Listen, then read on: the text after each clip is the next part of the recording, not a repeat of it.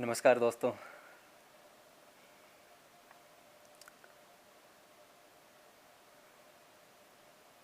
कई लोग तबीयत के बारे में पूछ रहे हैं, तो तबीयत इतनी नासाज नहीं है कि उठ बैठ नहीं सकें।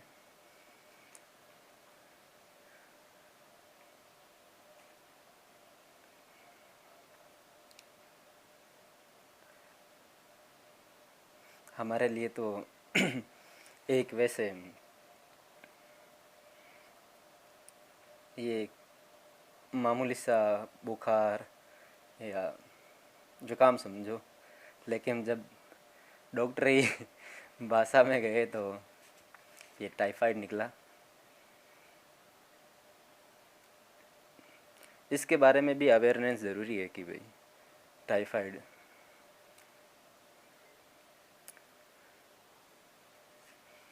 ये दूषित खाना खाने या गंदा जल पीने से हो जाता है। तो ऐसा पिया तो नहीं है, लेकिन पानी वगैरह हो सकता है कि पानी तो वैसे ही ऐसा ही है हमारे एरिया में, तो उसकी वजह से भी हो सकता है। या उनको लगा ये सिम्टम्स जो मैच हुए हैं, तो उसकी वजह से भी।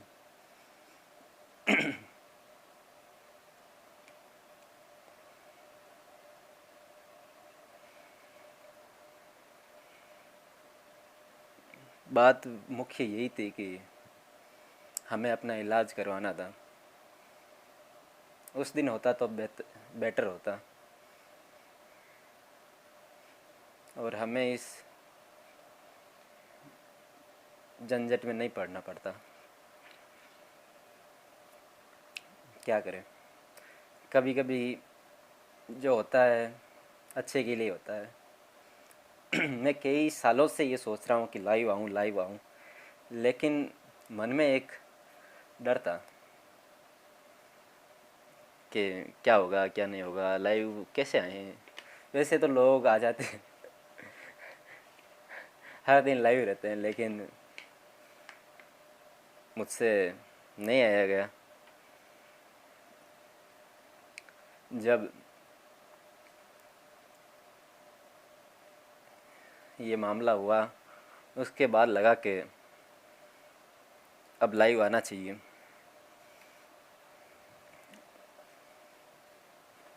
और अपने मन की बात को आगे रखनी चाहिए। वरना लोग तो ऐसी ज़िंदगी जीते हैं कि आप ठहरे और रवाना हो गए। ज़िंदगी क्या है, सफ़र की बात है, तो सफ़र करते हैं। बाकी तो बस आए और चल दिए। नाते नाता नाती पोते को खिलाया, दुलार किया, और गुजर गई ज़िंदगी। तो ऐसी ज़िंदगी भी नहीं गुजारनी है कि वो निरर्थक रहे। ज़िंदगी को जियो तो खुलकर जियो, मैं तो यही सोचता हूँ। चाहे जो भी हो, ये पहली बार नहीं है कि मैं ऐसा काम कर रहा हूँ। शायद तक 2018 में मैंने आरटी के संबंध में कुछ कोशिशें की थी। उसी वक्त उसे जाना समझा, लोगों से पूछा। भाई मुझे तो पता नहीं आरटी क्या है। एक सुना था कि सूचना का अधिकार होता है, जिससे आप कोई भी सूचनाएं प्राप्त कर सकते हैं। लगा यार कि ये अच्छा है, सरकार ऐसा कानून दे रही है हमें अपने हक के बारे में, अधिकार के बारे में, कि हम उनसे सवाल जवाब कर सकते हैं। वैसे तो हम सीधे सवाल जवाब करते हैं तो कई बार लड़ाई झगड़े भी हो जाते हैं, और वो पूछते भी हैं, भाई तू क्यों पूछ रहा है, हम कौन है तुझे या तुम कौन हो कि हम तुझे बताएं। तो इनमें एक अकेला आदमी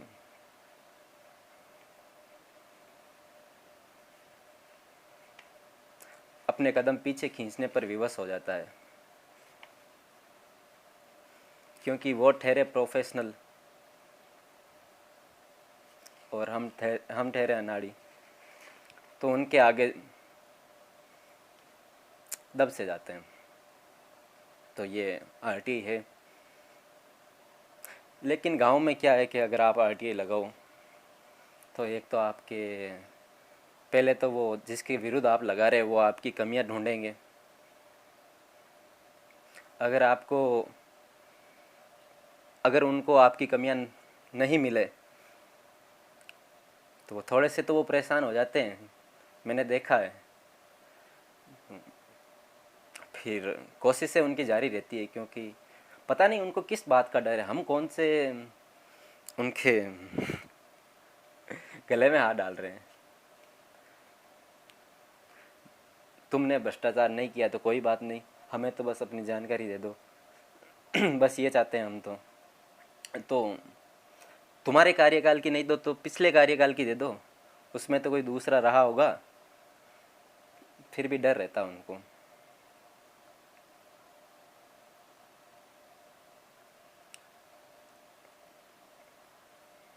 कि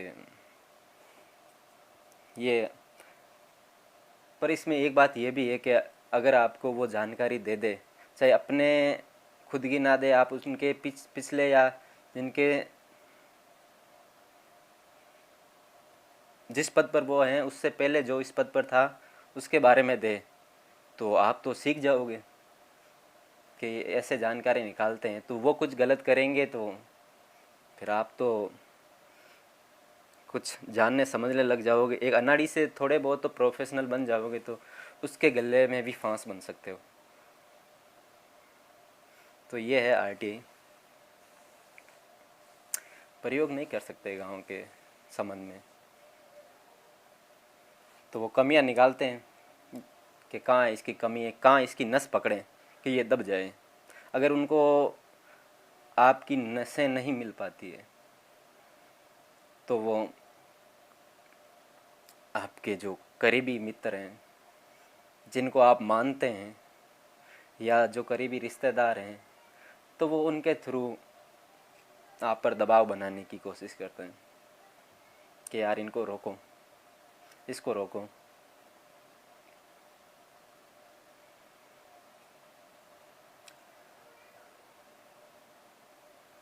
हमने पिछले साल आरटीआई के लिए कुछ करने आरटीआई के संबंध में कुछ करने के लिए एक सभा की थी।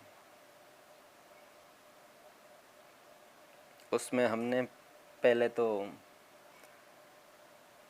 नौजवान युवाओं को बुलाया। मैंने खुद उन्हें पर्सनली मैसेज किया था, लेकिन उसमें इंटरेस्टेड लोग बहुत ही कम थे। 10 जने को किया तो एक अनुमान बता रहा हूँ कि 10 जने को किया तो उसमें से 2 जने निकले कि हम आ रहे हैं, या वो आए। तो 2 जने से तो कुछ हो नहीं पाता है। तो कई साथियों ने कहा कि दूसरे जो गांव के सज्जन पुरुष है या जो जागरूक है उनको बुलाया जाए। उनका कोई बात नहीं, अगर युवा नहीं आए तो उनको बुला लिया जाए। उन्होंने बुलाया उनको और 20 जने के आसपास हो गए थे। कुछ की राजनीतिक महत्वाकांक्षाएं थी, कई तरह के लोग आए। तो हमने वहाँ बातचीत की और पहले स्कूल और चिकित्सालय के संबंध में कुछ सुधार करवाने की कोशिश करने का ठाना। बोला भी था 20-30 दिनों ने कि चलो विद्यालय में चलते हैं सरकारी। वहाँ की दुर्दशा ही है वहाँ की, चाहे पढ़ाई में हो। अब तो फिर भी माहौल ठीक हो रहा है कि अच्छे अध्यापक आए हैं, कुछ पढ़ाने वाले। जाता रहता हूँ मैं कभी कभार, तो पढ़ाने वाले भी हैं, लेकिन पढ़ने वाले अब अच्छे नहीं हैं। उनके माता पिता उनकी ओर ध्यान नहीं देते। अगर यही प्राइवेट स्कूल होता, मैं देखता हूँ अभी भी हमारे आसपास के प्राइवेट स्कूलों में जो बच्चे हैं उनके माता पिता बहुत ध्यान देते हैं उनके ऊपर। उनकी ऑनलाइन क्लासें दिलवाते हैं। तो यहाँ अगर ये सरकारी विद्यालय में ऑनलाइन क्लासों का प्लेटफॉर्म शुरू भी कर दिया जाए तो ये कभी सक्सेस नहीं होगा, क्योंकि उनके माता पिता यही कहेंगे क्यों 1.5 GB बर्बाद कर रहा है, कौन सा तू पढ़ के कलेक्टर बन जाएगा। तो यही बात है कि कौन सा पढ़कर कलेक्टर बन जाएगा। ये तो सोचने की बात है, सा कलेक्टर बने या नहीं बने, एक जागरूक आदमी बनना चाहिए बस, जो अपने दूसरों की कोई बात नहीं, अगर आप अपने तक ही सीमित रहें तो भी वो बड़ी बात है। दूसरों की बाद में जब आपको अपना हक मिल जाएगा तो दूसरों को भी उनका हक मिल जाएगा।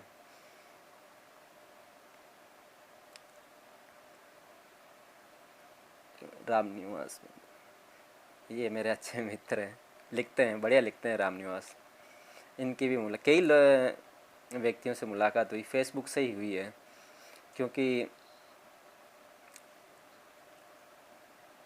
मैं इतना, अगर लाइव कवरेज की बात करें, चाहे सामने कोई बैठा हो, तो मैं बोल नहीं पाता हूँ, नर्वस हो जाता हूँ। तो यही है, मैंने इस पे भी कुछ लिखा था कि मैं बोल नहीं पाता हूँ, अपनी बात ढंग से कह नहीं पाता हूँ, पता नहीं मुझ में क्या खामी है। तो अब उस खामी को दूर करने की कोशिश कर रहे हैं, अगर हो भी तो ये लिखते हैं, बढ़िया लिखते हैं। मेरे साथ मौनवत पत्रिका में भी जुड़े हुए हैं, संजय जल्द ही ठीक हो जाओ। ठीक है भाई, वैसे तो ये टाइफाइड निकला है अब तो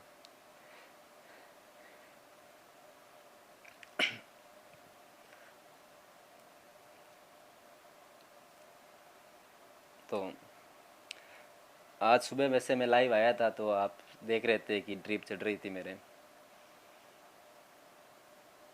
इंजेक्शन लगवाने गए थे पर ड्रिप लगवा के आए। तो आधे घंटे, मैं 9 बजे के आसपास वहाँ चला गया था, थोड़ा लेट हो गया था। उसके बाद मैं 9 बजे के आसपास गया तो खिलेरी साहब हैं यहाँ के मेन डॉक्टर, तो वो काउंटर पर ही मिले, दवा वितरण वाले बैठे थे, क्योंकि यहाँ फार्मासिस्ट है नहीं। किसी ने मुझे कहा था, कोई वो फेसबुक पे ही मिले थे, फार्मासिस्ट ही, उन्होंने कहा कल फार्मा एक्ट 1948 का उल्लंघन हुआ है। तो मैंने उनको वो भी बताया था कि यहाँ हो रहा है। तो आधे घंटे मैंने उनसे बातचीत की।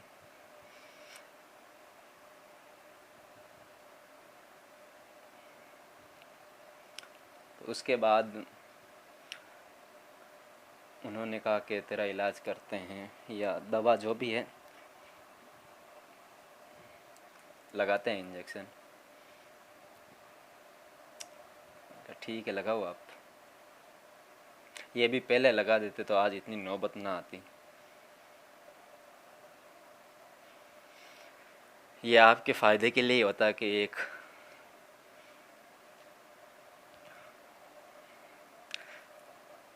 क्या बोलते हैं, मायूस या डरा हुआ, दबा हुआ, आप समझ सकते हैं, जो लाइव नहीं आ सकता। तो लाइव आया है ये, अब आपके लिए या जो भी है उनके लिए कुछ गड़बड़ी है, क्योंकि वैसे तो मैं लिख कर अपनी बातें रख देता हूँ, लेकिन अब जब ये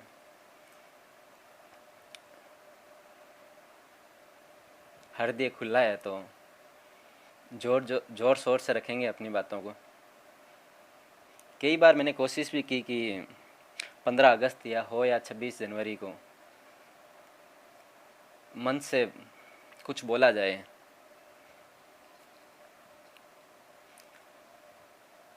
कोशिश भी की थी, एक बार रात को पूरी रात जगा और सोचा बढ़िया लिखते हैं और उसका वक्तव्य करेंगे वहाँ पे, लेकिन उस समय तो एक दुर्घटना हो गई, कोई चल बसे थे, तो वो भाषण ही होगा, भाषण ही समझो आप उसको। तो वो भाषण अभी भी पड़ा है मेरे पास, उसमें मैंने कई चीज़ें लिखी है, चाहे गांव के नाड़ी के बारे में हो, व्यवस्था के बारे में हो, या जो अतिक्रमण हो रहा है उसके बारे में हो, या चाहे पंच सरपंचों के काम हो, सब के बारे में लिखा था उनको। उनके पद के कार्य करने की योग्यता से अवगत कराने का एक प्लान बनाया था, लेकिन वो रह गया है। पड़ा है मेरे पास भाषण अभी भी, अब कभी उसको चढ़ाएंगे फेसबुक पे। 2000 वो भी 18 का ही है, क्योंकि मैं 2018 में कुछ ज़्यादा सक्रिय था इसमें। 19 में मैंने फिर पढ़ाई के लिए इसको ड्रॉप कर दिया। फेसबुक मैंने बंद कर दिया था 3 दिन से, लाइव आने से पहले। सोचा पढ़ाई करते हैं। ये कई लोग कहते हैं कि ये चीज़ें बाद में कर लेना, लेकिन जब, हाँ, अगर आप ये मानो कि भाई अभी नहीं कर रहे हो तो कोई बात नहीं, मत करो, लेकिन खुद दूसरों के लिए नहीं कर रहे हो तो कोई बात नहीं, अपने लिए तो करो। अपनी आवाज़ तो उठाओ। आपको इंजेक्शन नहीं लगा रहे हैं, फिर आप चले जाते हैं, बाहर जाते हैं। ये बिहारी वगैरह बैठे रहते हैं, इनके पास जाते हैं आप लोग। 250-300 रुपये बर्बाद करके, बर्बाद ही है वो। एक तो आपके शरीर से वो खेलते हैं, ऊपर से पैसे, तो आपको दोहरी चोट पहुंचाते हैं वो लोग।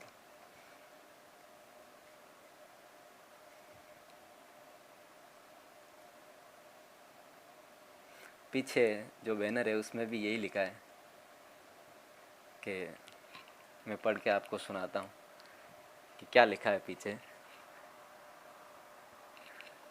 अन्याय में सहयोग देना भी अन्याय के खिलाफ है। अच्छी चीज़ों को हमेशा सामने रखना चाहिए। ये सामने ही है, आप ऐसे मत सोचना पीछे है, तो यूँ ना कह दो कि पीछे है, आपके तो सामने ही नहीं है। नज़र के सामने होनी चाहिए, और आगे पीछे कुछ नहीं। तो वो बिहारी वगैरह जो भी डॉक्टर हैं, झोलाझाप डॉक्टर ही माने जाते हैं वो। तो वो आपके शरीर से भी खेलते हैं और आपके पैसों से भी खेलते हैं। तो अगर यहाँ व्यवस्थाएं अच्छी होती तो आपको वहाँ नहीं जाना पड़ता, या जाना पड़ता तो भी 1-2% में ही जाना पड़ता कि यहाँ इलाज नहीं हो रहा है और हमें ज़्यादा डोज की ज़रूरत है। राम किशोर सावरी, ये नेताजी आए थे आज हाल चाल पूछने। बढ़िया है राम किशोर भाई, ठीक है। अब तबीयत तो, गले में खराश है अभी भी और खारापन है, हो जाएंगे ठीक। दवाइयाँ तो खूब दी है उन्होंने, पूरा पन्ना ही भर के दे दिया तब पर्ची के।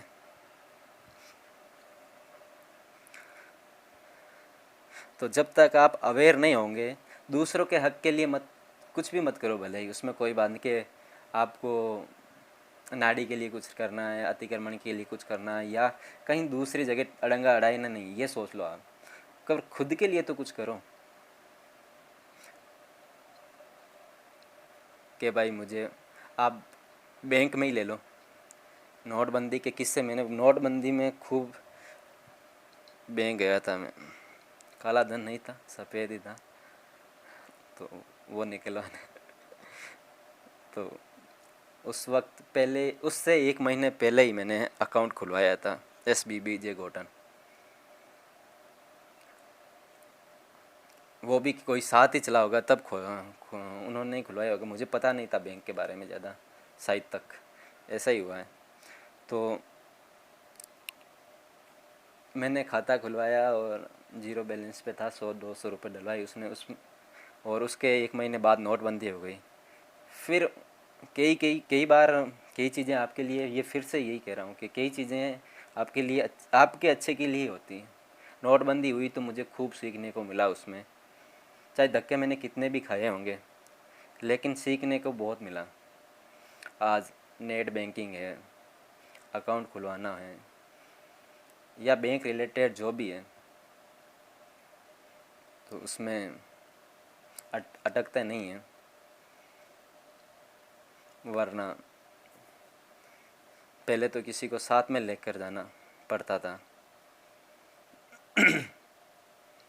उस वक्त का एक किस्सा है कि एक बार मैं पैसे निकलवाने गया था, 4,000 रुपये थे, उसमें से 2,000 या 1,000 उन्होंने 10-10 के नोट की गड्डी दी थी, का 10-10 के ही मिलेंगे। तो ले लिया मैंने और फिर घर पे आ गया, तो लेके आगे देखा तो एक एक नोट जला हुआ था, पूरा ही, थोड़ा सा बचा था। दूसरे दिन गया तब मैंने उनसे कहा कि ये 10 रुपये, मतलब अपने अधिकारों के लिए आपको लड़ना चाहिए, चाहे वो 10 रुपये, 1 रुपये हो या 10 रुपये, वो कोई मायने नहीं रखता। अगर आप 1 रुपये के लिए लड़ेंगे तो आप 1,000 रुपये के लिए भी लड़ सकते हैं, लेकिन अगर आप 1 रुपये के लिए नहीं लड़ेंगे तो आपके लिए 1,000 रुपये भी आपके चले जाएंगे। तो दूसरे दिन गया मैं, और कैशियर वो एक मैडम बैठती थी पहले, शायद तक भोपालगढ़ साइड की होगी। मैंने उसको बोला कि कल आपने मुझे 10 का एक नोट फटा दे दिया था। तो उन्होंने कहा कि फटा हुआ मिला तो उस टाइम बताना था। तो मैंने कहा मैडम यहाँ चेक कहाँ करूँ मैं, यहाँ तो सीधे ही पैसे लो और निकलो यहाँ से। तो उन्होंने कहा नहीं ऐसा नहीं, ये चेंज नहीं होगा। फिर मेरे साथ एक और भी था गांव वाला, उसको पता है ये बात, लड़का था। तो मैंने कहा मैडम चेंज तो आपको ये करना ही पड़ेगा। बोली नहीं करूँगी, मैं नहीं करूँगी, ये नहीं करूँगी। बहसबाजी हो गई। मैं वहाँ पे भी मैंने चिल्लाना शुरू कर दिया, क्योंकि वो मेरा अधिकार था। बेवजह नहीं चिल्लाना चाहिए, लेकिन जब आपके अधिकारों की बात हो तब आपको ज़ोर शोर से अपनी बात रखनी चाहिए, चाहे सामने प्राइम मिनिस्टर ही क्यों ना हो। तो सभी भाषा का प्रयोग करते हुए, ऐसे नहीं अनर्गल बातें करते हुए आप गालियाँ निकाल दें उनको। फिर तो लफड़े हैं। एक ऊपर से वो लेडीज़, तो उनके तो संविधान ही उनके फेवर में है, तो होना भी चाहिए। तो 10 रुपये की वो बहसबाजी शुरू हो गई, और मैडम ने कहा नहीं चेंज करूँगी। मैंने कहा चेंज तो आपको करना ही पड़ेगा, और उस बहसबाजी में मैंने ज़ोर शोर से बोलना शुरू कर दिया, और मैंने कहा आपको ये चेंज। तभी एक पास में कोई खड़ा था, शायद तक कोई पेट्रोल पंप वाला, जो कैश जमा करवाने वाला वो होगा, या कोई बड़ा आदमी था, रईस लग रहा था थोड़ा बहुत। तो उसने कहा कि अरे 10 रुपये के लिए क्यों झगड़ रहा है, ले मैं दे देता तो 10 रुपये चेंज कर देता हूँ तेरे। अरे मैंने कहा भाई साहब आप कैसे चेंज करोगे, क्या ये आपका काम है 10 का नोट चेंज करने का? कि नहीं ऐसी नहीं, कोई बात नहीं, लेकिन मैं तेरे चेंज कर देता। नहीं, मैंने कहा अरे आप क्यों कर रहे हो, तो फिर ये क्यों बैठे हैं यहाँ पे? अगर आप मेरे पैसे चेंज करोगे, आप कब तक चेंज करोगे ये बताओ? आपके पास ज़्यादा पैसे है तो दो, मुझे दे दो यहीं, फिर मैं देखता हूँ आप कितने देते हो। तो वो छोटा मुंह करके फिर खड़ा हो गया। तो एक ये भी है कि कहीं पे भी टांग नहीं अड़ानी है, तो कहीं पे भी हम टांग नहीं अड़ाते हैं। तो उसके बाद कैशियर ने, तो वो कैशियर तो बैठी रही। बैंक मैनेजर था, तो उसने कहा भाई, एक साथ में कैशियर और था एक लड़का, उसने कहा मैं कर देता हूँ। मैंने कहा तो यार भाई आप क्यों कर रहे हो, या सर आप क्यों कर रहे हो, ये क्यों बैठे हैं मैडम यहाँ पे? जब इनके पास अधिकार हैं, ये अपना काम संभाल रही है, इनको गवर्नमेंट पैसे दे रही है, इनका बैंक इनके ऊपर खर्चे कर रहा है, तो ये पास में खड़े सज्जन और आप क्यों दे रहे हो वहाँ से? इनको मेरे अकाउंट से, या मेरे अकाउंट से लिए गए तो चेंज करके दो, या फिर इन्हें जमा कर लो मेरे अकाउंट में। तो मैनेजर सुन रहा था पास में, तो मैनेजर ने कहा अरे इधर आ मैं देता हूँ। मैंने कहा सर नहीं, मुझे नहीं चाहिए, मुझे मैडम देगी। तो अरे क्या है, इधर आ जा। तो वो फिर, मैं तो नहीं गया उसके पास, वो आया मेरे पास और उसने कहा ले मैं तेरे चेंज करता हूँ। तो यही बात है। मोरल यही है कि अपने अधिकारों के लिए लड़ना सीखूं, चाहे वो 1 रुपये हो या 10 रुपये हो, वो कोई मायने नहीं रखता। आवाज़ में प्रॉब्लम हो रही है, गले में खराश वगैरह है।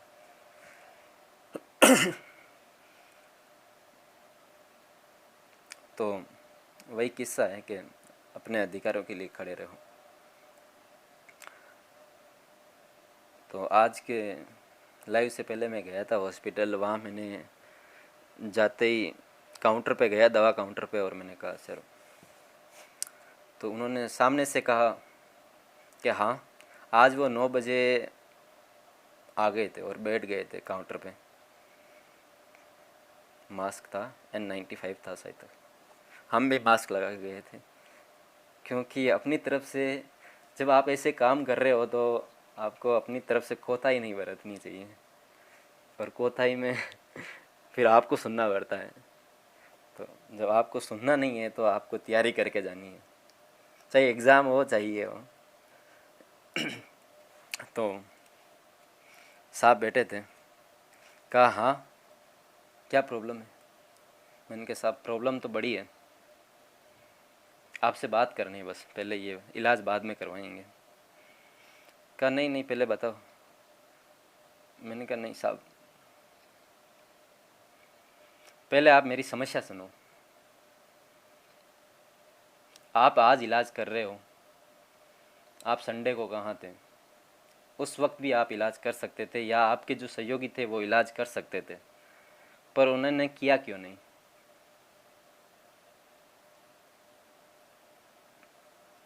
तो उन्होंने कहा को किसने मना किया है? मैंने कहा मैडम ने मना किया है। तो कहा मैडम यहीं बैठी है। तो मैडम ने कहा कि ओपीडी टाइम ख़त्म हो गया था। तो मैंने कहा मैडम ओपीडी टाइम कहाँ ख़त्म हो गया था? मैं 10:50, मुझे पता नहीं था ओपीडी टाइम क्या है, तो मैं 10:50 पे गया था, और मैंने मैडम से कहा मैडम मेरी तबीयत ख़राब है 4 दिन से, और आप दवाइयाँ लिखो, और जो भी आप लिखो वो दूँ। तो उन्होंने नाम वगैरह पूछा और दवाइयाँ लिखनी शुरू कर दी, और मैंने कहा मैडम इंजेक्शन लगा देना। तो उन्होंने कहा इंजेक्शन नहीं लगेगा। मैंने कहा क्यों? कि नहीं लगेगा। मैंने कहा ठीक है, इंजेक्शन नहीं लगेगा, कोई बात नहीं, हमें कौन सा इंजेक्शन लगवाना है, या हमने कौन से डॉक्टरी की है जो इंजेक्शन, ये गांव में एक है वैसे ये कि इंजेक्शन लगा लेना चाहिए, तो ऐसे कोई नहीं, हमें कोई इंजेक्शन नहीं लगवाना है ज़बरदस्ती, क्यों गोदा डलवाएं। तो ये तो ये है कि हमें इंजेक्शन नहीं लगवाना है, कोई बात नहीं, आप मत लगाओ। आप ऐसा करो, चेकअप कर लो हमारा कि हमारी प्रॉब्लम या हमें क्या हो रखा है। आप नहीं लगा रहे इंजेक्शन, कोई प्रॉब्लम नहीं, क्योंकि हम जानकार नहीं हैं कि इसमें इंजेक्शन लगता है या नहीं लगता है। आप चेक तो कर सकते हो। कहा नहीं नहीं चेक नहीं हो सकता, यूँ नहीं हो सकता। मैंने कहा क्यों, चेक क्यों नहीं हो सकता? कि नहीं हो सकता। ठीक, अरे यार ये बेसबाजी करने लगे। मैंने कहा यार रुको 2 मिनट, ठीक है। मैंने कहा मैडम मैं वापस आ रहा हूँ, आप ये ऐसा करना, ये पर्ची यहीं रहने दो और मैं वापस आता हूँ। क्योंकि उस टाइम मेरे पास मास्क नहीं था, तो मैंने कहा क्यों बिना मास्क के इनसे बहसबाजी करें। अगर हमारे अंदर ही कमियां हैं तो पहले उनको सुधारना होगा, उसके बाद हम अपनी आवाज़ वहाँ रख अपने तरीके से रख पाएंगे। वरना वो कह देंगे कि पहले मास्क लगा के आओ जाओ, और बिना मास्क मतलब आपको सुना देंगे, बेवजह सुना देंगे, चाहे भले दूसरे लगे कि लगा के आए या नहीं लगा के, लेकिन आप उनसे उलझेंगे तो वो आपको कहेंगे ये चीज़ें। तो मैं चला गया वहाँ से, मैंने कहा चलो चलते हैं, और मास्क लगा के चला गया वहाँ वापस हॉस्पिटल। तो इतने में मैडम बाहर निकलती। मैंने कहा मैडम अब बता दो चेकअप क्यों नहीं होगा, क्या नहीं होगा? क्या नहीं होगा, अब ओपीडी टाइम ख़त्म हो गया और डॉक्टर साहब यहाँ है नहीं, डाटा का है प्रॉब्लम। तो कहा डॉक्टर साहब यहाँ है नहीं और नहीं होगा। आप पहले ही बता देते ये कि ये चेकअप नहीं होगा, डॉक्टर साहब यहाँ नहीं है, और अब ओपीडी टाइम ख़त्म हो गया है। ठीक है, मैंने कहा 4 दिन सहन कर लिया है तो और भी सहन कर लेंगे, इसमें कौन सी प्रॉब्लम है। ओपीडी टाइम ख़त्म हो गया, 9 से 11 था। उसके बाद बोला कि हम उसके बाद नहीं देखते। मैंने कहा ठीक है यार मत देखो, कोई प्रॉब्लम नहीं है, अब नहीं देखते। तो 2 घंटे देख लिया दिन में, और फिर इमरजेंसी देखते हैं बोला। अच्छा ठीक है। अब इमरजेंसी तो कहाँ से लाएं, हमें कौन सा किसी सांप ने काटा है, काट ले तो आ जाएंगे। तो ओपीडी टाइम ख़त्म हो गया, चले गए हम तो उस वक्त। तो ये बोला मैंने सर को। तो मैंने पूछा उनसे, फिर मैंने कहा सर तो क्या इंजेक्शन नहीं लगते यहाँ पे? तो उन्होंने कहा आप इंजेक्शन लेके आए? मैंने कहा नहीं, इंजेक्शन लेके नहीं आए, यहाँ इंजेक्शन नहीं लगते हैं क्या? क्या लगते हैं, क्यों नहीं लगते हैं? फिर मैंने कहा मैडम ने ऐसा क्यों कहा? और चेकअप नहीं करते हो क्या? करते हैं चेकअप। इतने में गांव वाले एक दो जने थे पास में, सुबह सुबह आ रखे थे, तो वो भी आ गए और सुनने लग गए। मैं भी बैठ गया वहाँ पे। और हॉस्पिटल का स्टाफ वैसे अच्छा, मैं ये नहीं कह रहा कि वहाँ सारे बुरे होंगे, लेकिन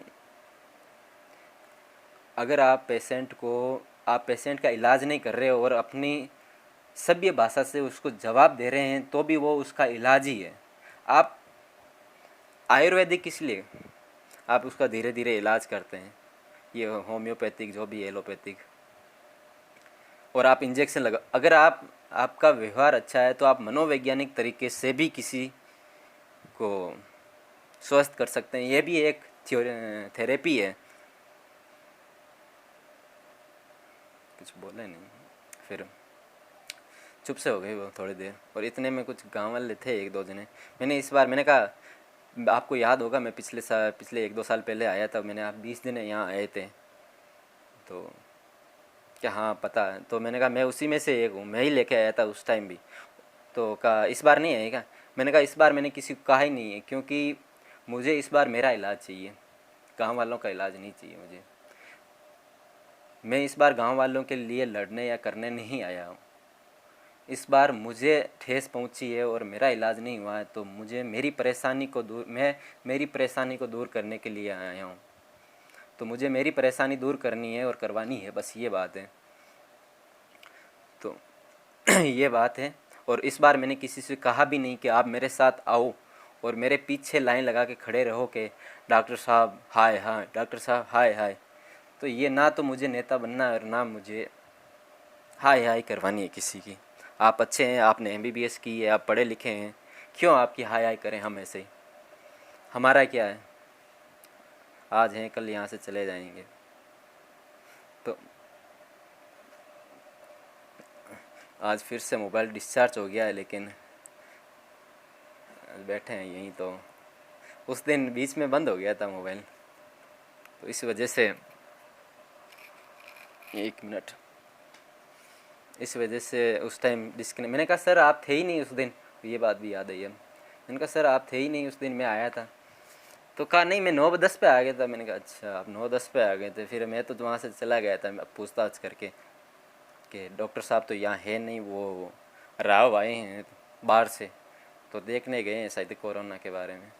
जो भी हो, हम जहाँ भी गए हो हमें उससे कोई परेशानी नहीं है। कई लोगों ने कहा घर जाते हैं, वो जाते हैं, वो भी पुरुष हैं, परिवार का हिस्सा हैं, तो घर की याद सबको आती है। और घर भले ही जाओ, हमें कोई आपत्ति नहीं है, घर जा क्यों जा रहे हो, 20 ड्यूटी में भी जाओ तो भी कोई प्रॉब्लम। लेकिन जो भी आए गिने चुने पेशेंट, उनका इलाज हो बस। अगर इलाज ही नहीं है, आप घर जा रहे हैं,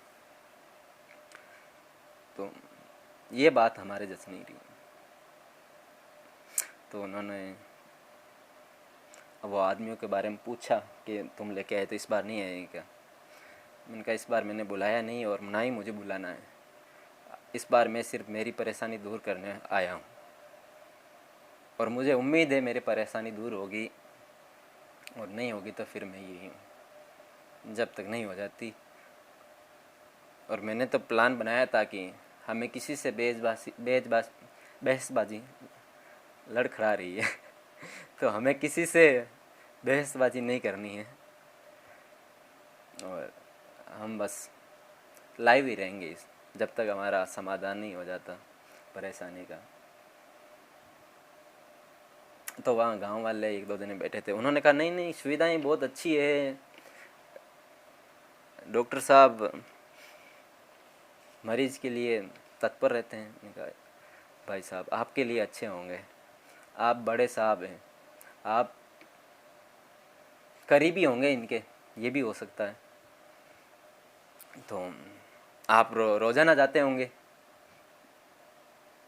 इसलिए हो सकता है कि आपके इलाज तत्पर हो जाता है। हम कभी कभार आते हैं, आते ही नहीं है यार, कहाँ आते हैं। पास की दुकानें से हाई डोज हो चाहे जो भी डोज हो, ये सोचते हैं कि जुकाम हो रखा है, ले लिया पैरासीटामोल और तैयार हो जाएंगे। यार क्या है, एक ले ली, एक से नहीं हुए तो 2 ले ली साथ में, तो ये है कि हो जाएंगे, क्यों फालतू के हॉस्पिटल के लफड़ों में पड़े। तो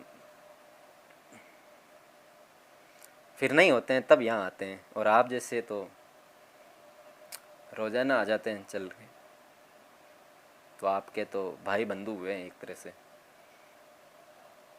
कहते हैं ना, जिसकी पहुँच होती है वो कहीं नहीं थमता, चाहे सरकारी नौकरियों के मामले में हो, चाहे किसी भी, चाहे बैंक के मामले में भी हो। अगर आपका चपड़ा से भी आपके जानने वाला हो तो नोटबंदी जैसे मामले में भी आपको 4,000 की जगह 40,000 रुपये मिल जाएंगे।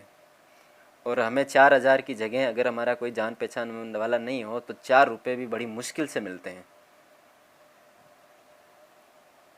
तो ये है, जान पहचान का है तो आपके इसीलिए फ़र्क है।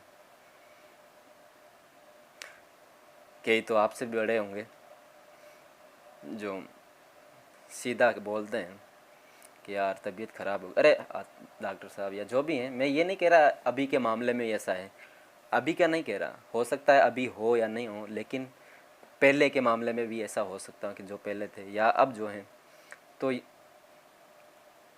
वो लोग तो कहते होंगे कि साहब हमारी तबीयत ख़राब है। तो आप जैसे लोग ये भी कह देते हैं कि अच्छा कोई बात नहीं, मैं वहाँ आता हूँ, आपके वहाँ हॉस्पिटल टाइम है, यहाँ मैं दूसरे को बिठा देता हूँ, यहाँ बहुत सारे हैं वैसे ही बैठे हैं, क्या कर रहे हैं। अब तो एक लूडो वाला खेल भी हो गया होगा। मैं नहीं, ये नहीं कह रहा हूँ खेल रहे होंगे, लेकिन खेल सकते हैं, बड़ा पॉपुलर गेम है। तो उनके लिए तो चले जाते हैं वो।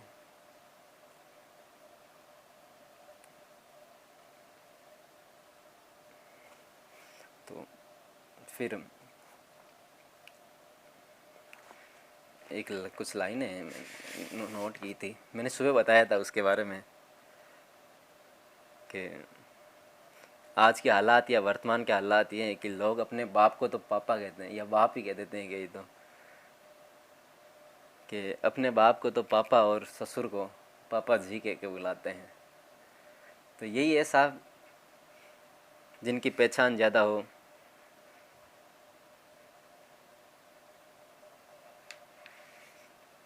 उनके लिए बड़े हैं, वरना आम आदमी के लिए कुछ नहीं है।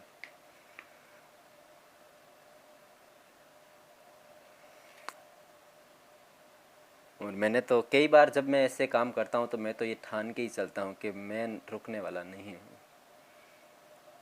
चाहे कुछ भी हो जाए।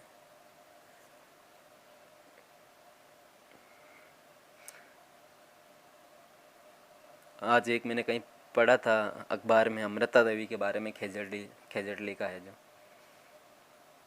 उसमें आया था कि सर सांटे रुक रहे तो भी सस्तो जान, यानी पेड़ों को बचाने के लिए यदि सिर भी कटवाना पड़े तो भी ये सौदा सस्ता है। डाटा ख़त्म हो गया तो इस वजह से डिस्कनेक्ट हो गया था। वैसे डाटा बहुत है, 2.5 GB मिलता है, कहाँ इसका उपयोग लेते। अच्छा मौका है कि जो इसका यूज हो रहा है। तो अमृता देवी के बारे में हम बात कर रहे थे, तो उसने पेड़ों को बचाने के लिए, वो आप देखो यहाँ तो इंसानों को बचाने के लिए भी लोग कुछ नहीं करते हैं, चाहे अपने हो चाहे पराये हो, उनके लिए भी कुछ नहीं करते हैं। और उसने पेड़ों को बचाने के लिए, और वो भी आज़ाद भारत में नहीं, गुलामी भरा जीवन था राजा महाराजाओं का। आज लोग कई राजाओं के बारे में अच्छी अच्छी बातें करते हैं, कईयों के बारे में ये कहते हैं, अच्छे तो बहुत कम थे, गिने चुने अच्छे थे, एक दो ही होंगे, एक दो 170 में ज़्यादा से ज़्यादा, बाकी तो सब जनता का शोषण ही करते थे। आज जब इतिहास पढ़ते हैं तो कई कर देखते हैं उनके, अपनी किसानों की अपनी बेटियों को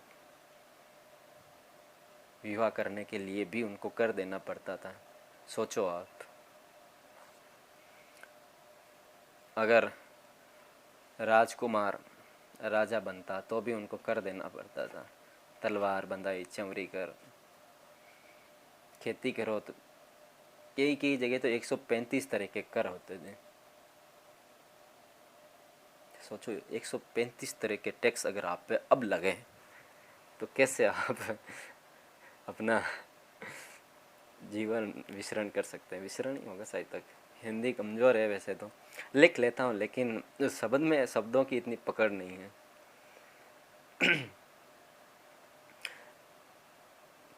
शब्द वही चूज़ करता हूँ जो सरल होते हैं और उन्हीं को पकड़ के लिख डालता हूँ। वो वीरता ही होती है ज़्यादातर मेरी, जिन पे मैं लिख रहा होता हूँ। कई लोग समझते हैं, कई नहीं समझते हैं। मेरा एक दोस्त है, वो अच्छा लिखता है लेकिन शब्दों पे पकड़ है उसकी और गहराई में जाके लिखता है, तो उसको तत्कालीन मेरी लिखी कविताएं भी या जो भी भाव हैं वो भी लोग नहीं पढ़ते, तो इतनी गहराई में उतरकर जब शब्दों का ज्ञान ही नहीं हुआ आपको, तब वो उनके ऊपर से निकल जाती है और आप जिस योग्यता के हकदार हैं वो आपको नहीं मिल पाती है। तो चिकित्सालय के बारे में हम बात कर रहे थे, तो कई लोग बीच में एक दो जने बोल रहे थे का ये वो है। मैंने उनको सीधा सीधा कह दिया, भाई आप बड़े लोग होंगे, आपके इलाज होता होगा, हमारे जैसे आम लोगों के नहीं होता है। अगर होता तो मैं ये इतनी बड़ी महाभारत खड़ी नहीं करता।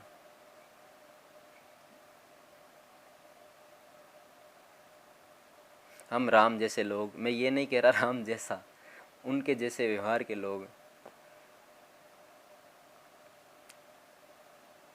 क्यों ऐसे अर्जुन या दुर्योधन जो भी हैं वो बने फिरते, क्यों सुदर्शन चक्र की तरह लायु का ये चक्र उठा के चलते।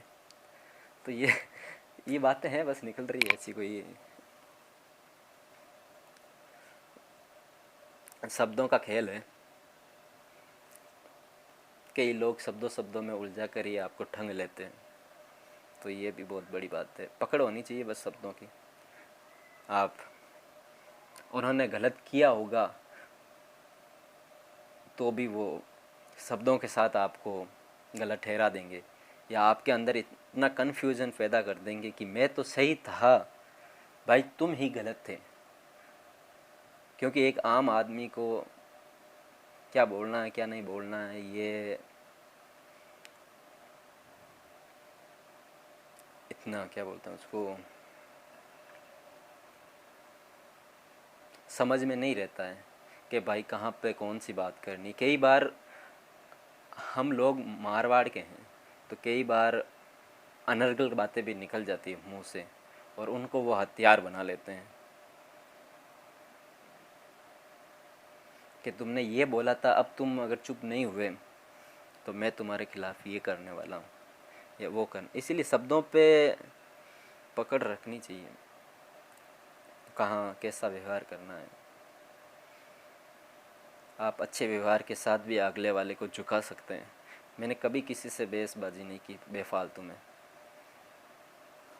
माना तो ठीक है, नहीं माना तो चलते रहिए, देखेंगे आगे क्या करना है। तो एक ये हो, फिर उन्होंने कहा ठीक है तेरा इलाज करते हैं और कोई प्रॉब्लम नहीं है, आगे ऐसा नहीं होगा। और कह दिया तो कोई बात नहीं, छोटी मोटी बातों को दिल पे मत लिया कर। उनका दिल पे नहीं ले रहा, लेकिन एक मैं तो यहाँ आके आज ग्रेजुएशन होके यहाँ मुझे ये सुनना पड़ता है, तो एक अनपढ़ आदमी को आप कितना सुनाते होंगे। मैं तो आपसे सवाल जवाब कर सकता हूँ लेकिन आप उनको तो बोल सकते हैं चल यहाँ से दवाई नहीं है, फलाना नहीं है, ढेंगड़ा नहीं है, साहब नहीं है, इलाज नहीं होगा। तो ये चीज़ें हैं, अनपढ़ और पढ़े लिखे में फ़र्क दिलाती है। लेकिन पढ़े लिखे भी आजकल नहीं, सब अपने फ़ायदे के लिए। आज आप सोच रहे होंगे कि मैं ये कर रहा हूँ तो मैं अपने फ़ायदे के लिए कर रहा हूँ। सही है, मैं अपने फ़ायदे के लिए कर रहा हूँ। मुझे यहाँ किसी का नेता बनने का शौक़ नहीं है कि मैं आपके लिए आगे मसाल लेकर चलूं और आप मेरे पीछे पीछे चलेंगे, तो ऐसा मुझे नहीं करवाना है। मुझे जब ज़रूरत होगी है तब मैं देखूंगा, और वो भी तब जब आपको भी ज़रूरत होगी और आप चलेंगे। तो अभी ऐसा कुछ नहीं है। कि मैं आगे मसाल लेके चल रहा हूँ, आप मेरे पीछे चलो या मेरे साथ चलो, ऐसा मुझे नहीं करना, ना करवाना है। कोई आगे मसाल लेके चल रहा है या कोई चलने वाला है तो हम उसके साथ चलेंगे, बेझिझक चलेंगे, बिना किसी डर के। बस बात सही होनी चाहिए।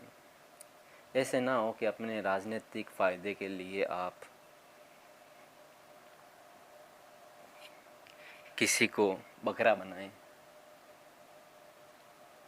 और इसकी बलि दें।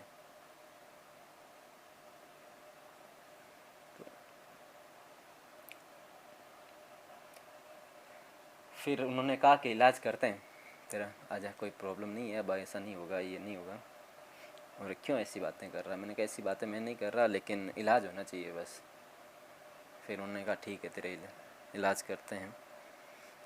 और डॉक्टर साहब ने कहा आजा, क्या प्रॉब्लम है? मैंने उनको बताया ये वो। उन्होंने फिर बाहर आए, वो पहले पहले अंदर थे, फिर बाहर आए, मैं वो बैठा रहा। तो उन्होंने कहा ठीक है, तेरा टेम्परेचर देखते हैं। टेम्परेचर देखा उन्होंने, शायद 91 या 97 के कुछ आसपास आया था। उन्होंने कहा 97 है, और वैसे तो तेरी हाथ में तुझे लग रहा है कि तेरे, मैं चेक करूं तो ठीक है, मैं तेरे हाथ लगा के भी देख लेता हूं कि क्या है क्या नहीं है। तो उन्होंने हाथ लगा के भी चेक किया कि ऐसा कुछ नहीं है ज़्यादा तो, लेकिन बता प्रॉब्लम क्या है। तो मैंने उनको बताया ये प्रॉब्लम है, सर दर्द हो रहा है, गले में खराश है, जुकाम हो रखा है, अब तो कम है, और दर्द भी हो रहा है शरीर में। तो उन्होंने कहा अगर सिम्टम्स के हिसाब से तेरा इलाज करें तो तुझे टाइफाइड है। मैंने कहा ठीक है, आप चाहे कुछ भी करो, आपको टाइफाइड लग रहा है तो टाइफाइड के हिसाब से करो। हो भी सकता है टाइफाइड, क्योंकि पानी यहाँ का ऐसा नहीं है, और जो हम नहर का पानी पीते हैं वो कौन सा शुद्ध है, उसमें भी कई अशुद्धियाँ मिली होती है, पता नहीं फ़िल्टर होता होगा या नहीं होता होगा सीधे। क्योंकि बड़े स्तर पे कौन देखता होगा? अगर छोटे स्तर पे भी नहीं देखते हैं लोग, तो बड़े स्तर पे कहाँ देखेंगे कि पानी शुद्ध है या नहीं है। तो उसमें भी अशुद्धियाँ हो सकती है, उसके कारण भी टाइफाइड हो सकता है। लगा लो आप, जो भी आपका सिम्टम्स के हिसाब से जो भी इलाज कर रहे हैं कर दो।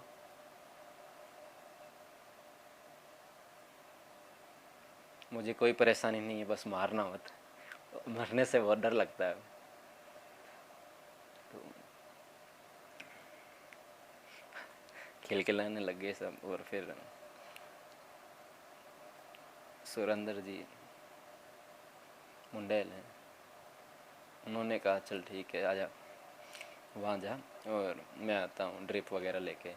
तो वो ड्रिप वगैरह लेके आए और लगाए।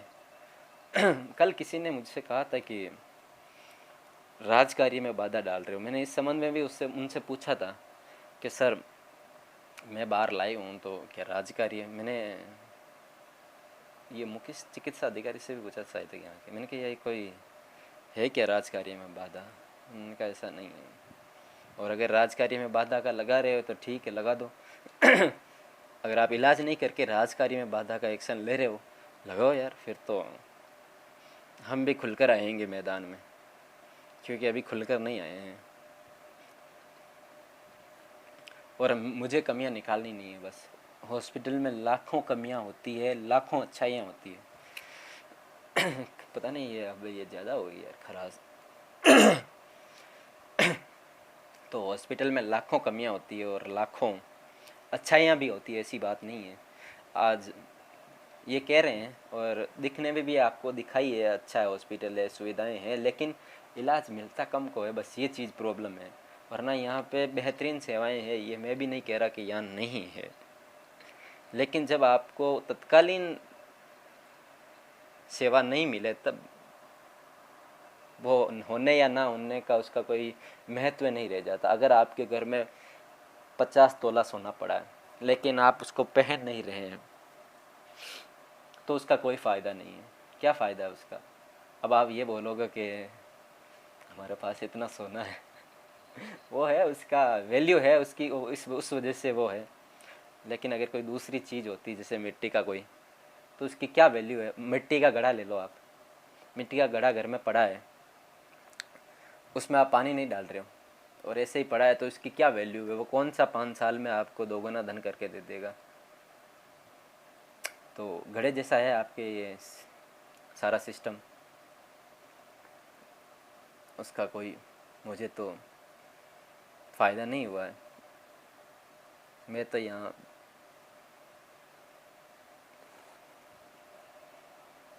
बिना इलाज के गया था।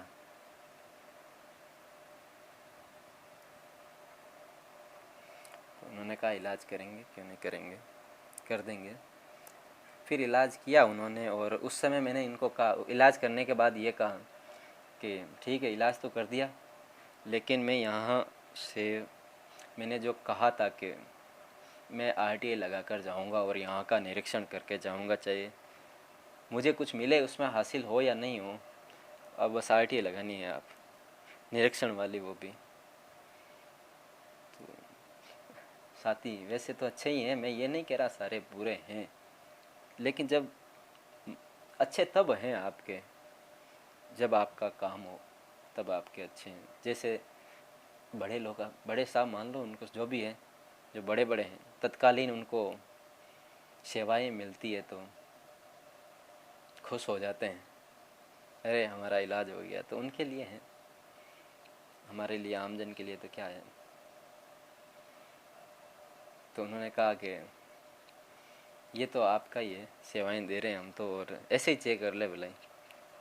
तो मैंने कहा ऐसे तो चेक मुझे एक बार और कोई करवाने वाला था अपने पंचायत कार्यालय के संबंध में, उस वक्त भी मैंने ऐसे नहीं किया, क्यों, मुझे ऐसा नहीं करना है। जब हम सिस्टम से चल रहे हैं तो हमें सिस्टम से ही चलना है, जिस मुद्दे को लेकर। तो मैंने उनको पकड़ाई आरटीए आवेदन की कॉपी और उनको कहा ये लो जो भी लेटर आवेदन है। उन्होंने देखा और मैंने उनसे पूछा आप पहले मैंने उनसे पूछा कि आप ही हैं? तो उन्होंने कहा हाँ मैं। और मैंने उनको पकड़ाई, उन्होंने पढ़ी और कहा ठीक है। मैंने कहा मैं जो आवेदन शुल्क है वो कैश दे रहा हूँ। तो उन्होंने कहा कैश यार, आप वो ड्राफ्ट के तहत या कुछ भी पोस्टल ऑर्डर बोल दे दो। मैंने कहा अभी मेरे पास पोस्टल ऑर्डर नहीं है, लेकिन इस एक्ट के अंदर ये भी है कि आप केस भी पकड़ा सकते हैं। उन्होंने कहा एंट्री करने में ये है वो है। उनका कोई प्रॉब्लम नहीं है, हम आपको पोस्टल ऑर्डर भी दे देंगे। जब हम आरटीए लगा ही रहे हैं तो पोस्टल ऑर्डर लाने में हमें कोई परेशानी नहीं है। जैसे गांव में नहीं मिलता पोस्टल ऑर्डर, घोटन में मिलता है, लेकिन आज संयोगवश एक काम हुआ और पोस्टल ऑर्डर ले आया, नहीं पड़ा है, एक की जगह 2 लेके आया हूँ। ये है पोस्टल। ये भी मुझे देखो, कई चीज़ें आपके अच्छे के लिए होती है। मैंने जब बैंक के बारे में बात की, मैंने कई चीज़ें आपसे बात करी है, तो ये स्पीड पोस्ट मैंने अपनी ज़िंदगी में पहली बार स्पीड पोस्ट आरटीए के संबंध में लगाई थी। हमें पता ही नहीं था, लोग कहते हैं मैं आज स्पीड पोस्ट करके आया। अरे यार ये स्पीड पोस्ट क्या है? हमें तो यार कुछ पता ही नहीं है स्पीड पोस्ट के बारे में। जब आरटीए का ये कार्यक्रम शुरू किया उसके बाद 2018 के बाद, तब आरटीए का पता चला नहीं, स्पीड पोस्ट का पता चला आरटीए से। तो फिर स्पीड पोस्ट किया हमने, और उस वक्त पता चला ये पोस्टल ऑर्डर होता है 10 20 30 बस 100 तक होगा। ये तो ले जहाँ तक है सर वहाँ तक होगा। आज 100 का भी लेके आया किसी काम से। तो पोस्टल ऑर्डर हो, ये चीज़ें जब आपके काम पड़ता है तो आपको सीखने को भी इसमें बहुत मिलता है। तो ऐसे नहीं कि मैंने कुछ सीखा नहीं, मैंने बहुत सीखा है इन चीज़ों से। चाहे बैंक का मैंने आपको उदाहरण दिया हो, चाहे अस्पताल का दिया हो, चाहे शिक्षा स्कूल का दिया हो, चाहे आरटीआई के संबंध में दिया हो, तो इनमें आपको सीखने को ही मिलता है।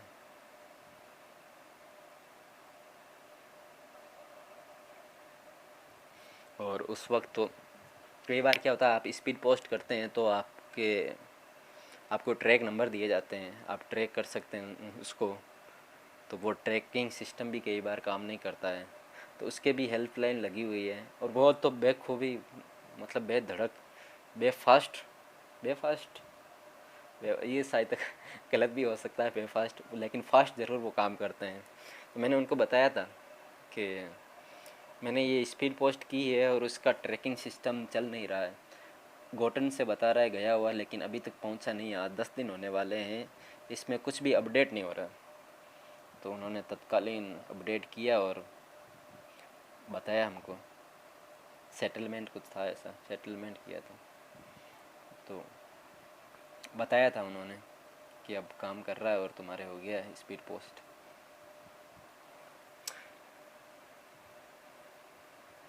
जल विभाग के संबंध में मैंने एक आरटीआई लगाई थी, उसका जवाब आया था।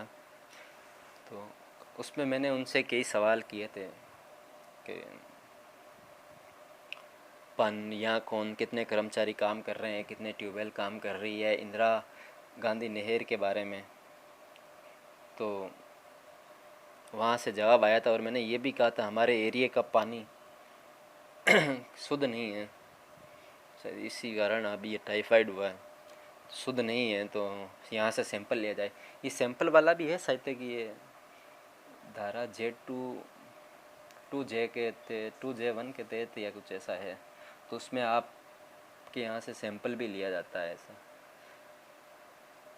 ऐसी कुछ है, अभी मेरे दिमाग में नहीं आ रही है, लेकिन धारा है जिसमें आपके घर से नमूना लिया जाएगा इसमें कि पानी ख़राब नहीं है, पानी ख़राब है या नहीं है उसकी गुणवत्ता चेक की जाएगी। उन्होंने उस वक्त कहा था कि पानी आपके एरिया में गंदा ज़रूर है लेकिन ख़राब नहीं है। तो गंदे और ख़राब में पता नहीं क्या क्या अंतर है। हम तो उस समय परदेश चले गए थे, पिया चले परदेश पिया नहीं है। तो हम उस वक्त चले गए थे जोधपुर। तो वो काम बीच में अधूरा रह गया। हाँ, हमारा तो क्या, हम अपनी तरफ से कर रहे हैं और हमें तो जवाब मिल रहे हैं, लेकिन जो अनपढ़ हैं उनके लिए मुसीबतें हैं। अब आपने एक फ़ोटो देखा होगा, एक आज के समय का वो फ़ोटो है, सोशल मीडिया पे चल रहा है, जिसमें एक बुजुर्ग है जो 70 साल के आसपास का है और सामने मंत्री जी है। मंत्री जी होंगे 35 साल के और वो जो बुजुर्ग हैं वो उनसे डबल उम्र के हैं और वह उनके आगे हाथ फैलाए खड़े हैं। मंत्री जी, जो उनकी भाषा समझ में आ रही है वो यही कह रहे होंगे, मंत्री जी कुछ सहायता करो। तो सिस्टम ऐसा हो चुका है जबकि ऐसा नहीं होना चाहिए। चाहे अनपढ़ हो, चाहे बुजुर्ग हो, चाहे बच्चा हो, चाहे जवान हो, सबके साथ एक सा व्यवहार रखेंगे तो आप भी खुश, हम भी खुश।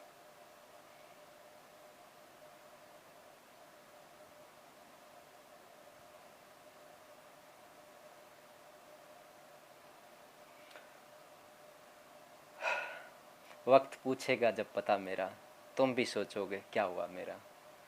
तो ऑफलाइन जाने का विचार है एक बार फिर से, अब कुछ दिनों के लिए गए हुए थे, आज आ गए वापस। तो ये उस वक्त तो डीएक्टिवेट कर दिया था अकाउंट, लेकिन अब डीएक्टिवेट नहीं करेंगे, लेकिन ऑफलाइन ज़रूर जाएंगे।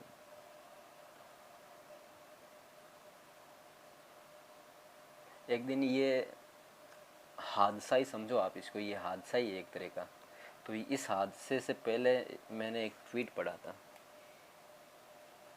ट्वीट से याद आया एक और ट्वीट भी है जो बेरोज़गारों को जाल में फंसा के पैसे ऐंठ रहा है, उसके बारे में भी बात करेंगे। लेकिन एक मैंने ट्वीट पढ़ा था कि संयम क्या है, एक युद्ध अपने विरुद्ध।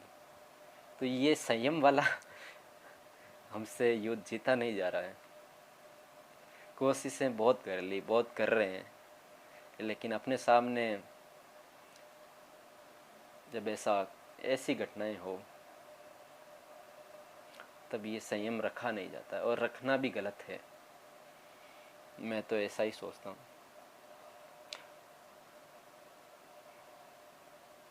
तो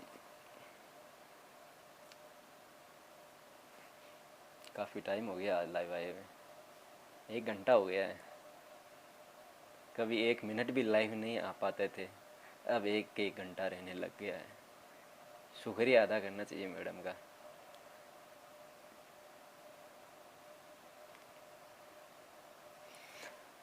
कभी कभी चीज़ें अच्छे के लिए होती है, भगवान जो करता है वो अच्छे के लिए ही करता है, चाहे प्रेजेंट टाइम में वो बुरा ही क्यों ना हो।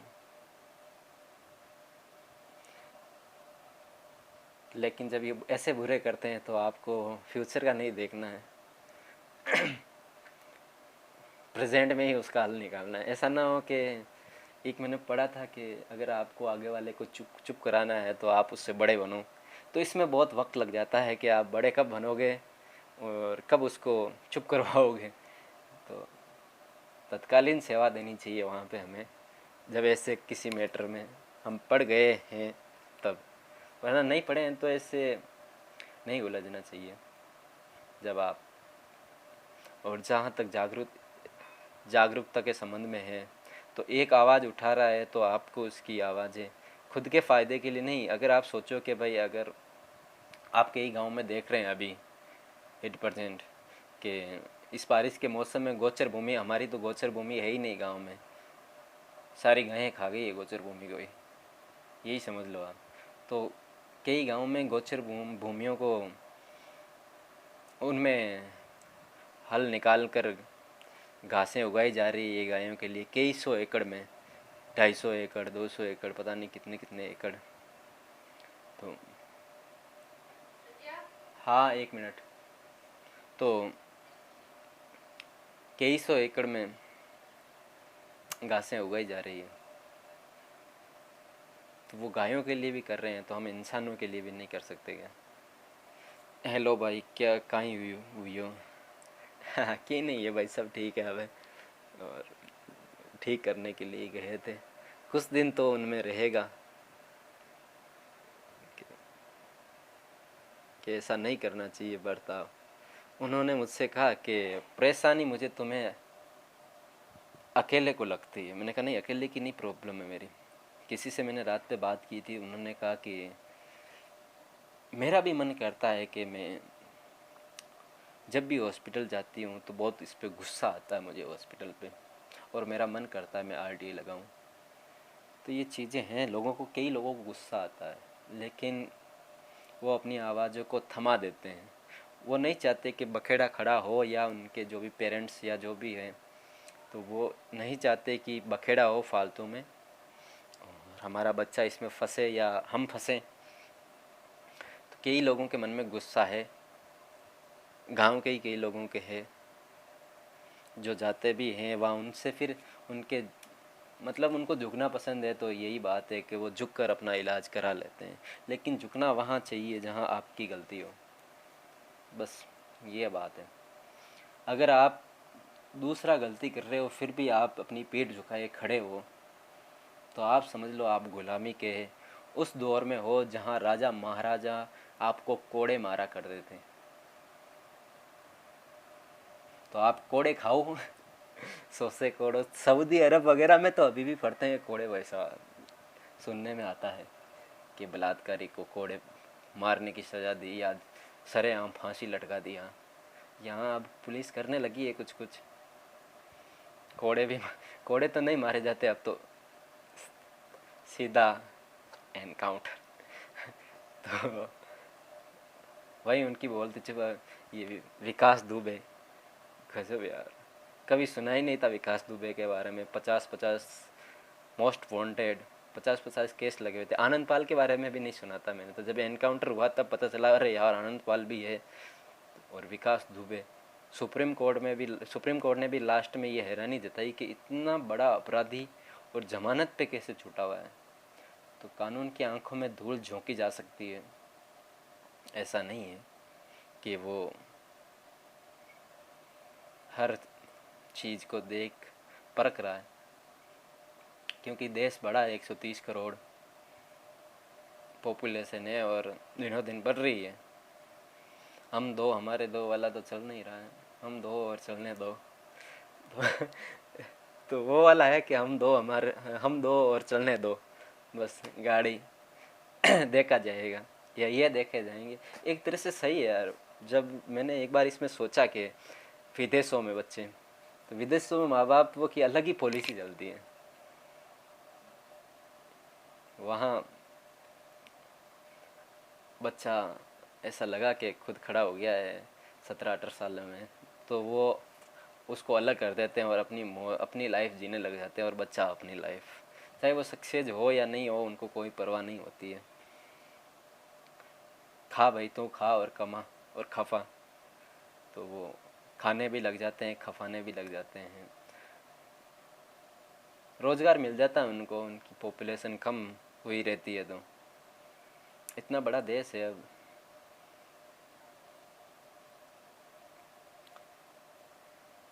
कहाँ सबकी आवाज़ पहुँचे।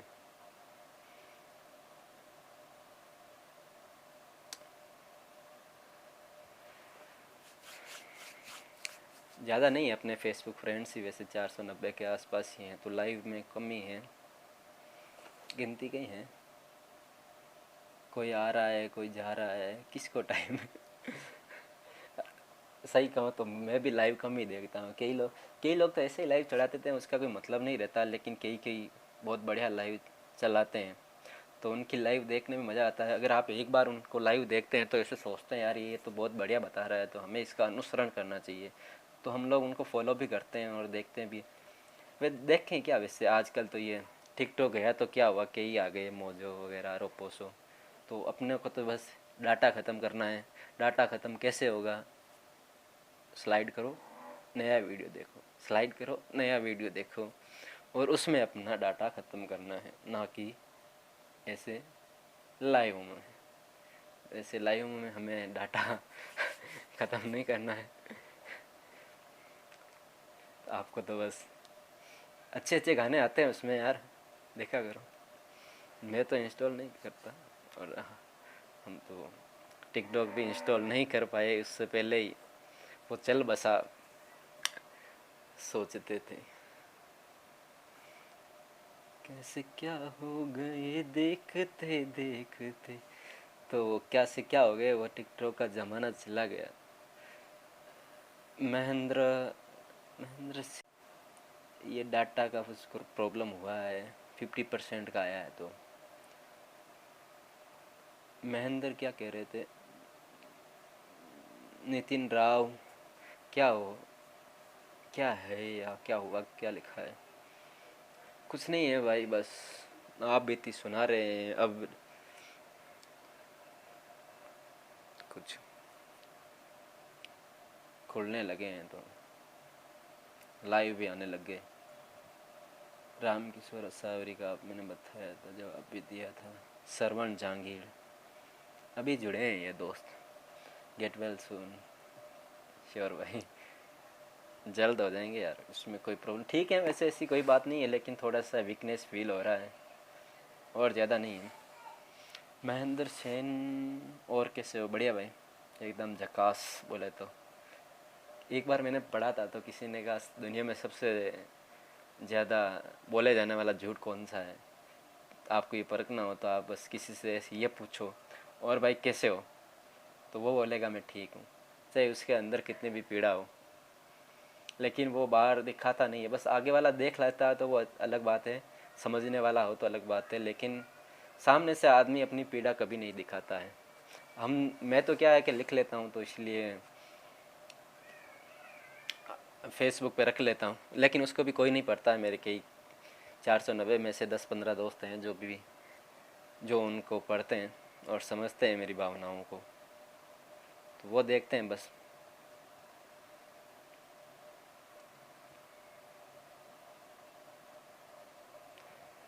सफ़ेद कोट पहनकर मैं 2 कदम चलना चाहता था। तो सफ़ेद कोट का भी है किस्सा। सफ़ेद कोट पहनना चाहते थे, लेकिन काले कोट तो सब पहनते हैं, लेकिन सफ़ेद कोट पहनने का अलग ही है। ये जो आज बैठे हैं दादागिरी कर रहे हैं, सफ़ेद कोट पहन कर ही कर रहे हैं। जाते तो सिस्टम का हिस्सा होते हैं, लेकिन किस्मत और कर्म को कुछ और ही मंजूर है। तो जो उनको मंजूर है, हम उनको उन पर चल रहे हैं और देखेंगे कि वो उनको क्या मंजूर है। और कैसे हो? बढ़िया हैं भाई।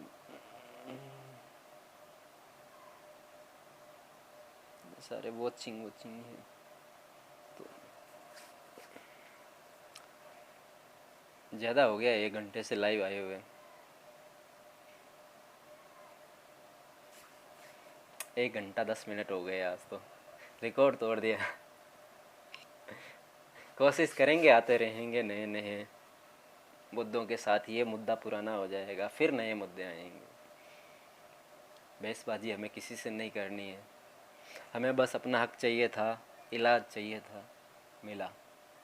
बाकी हमें आरटीआई लगानी थी, हम कल लगाएंगे।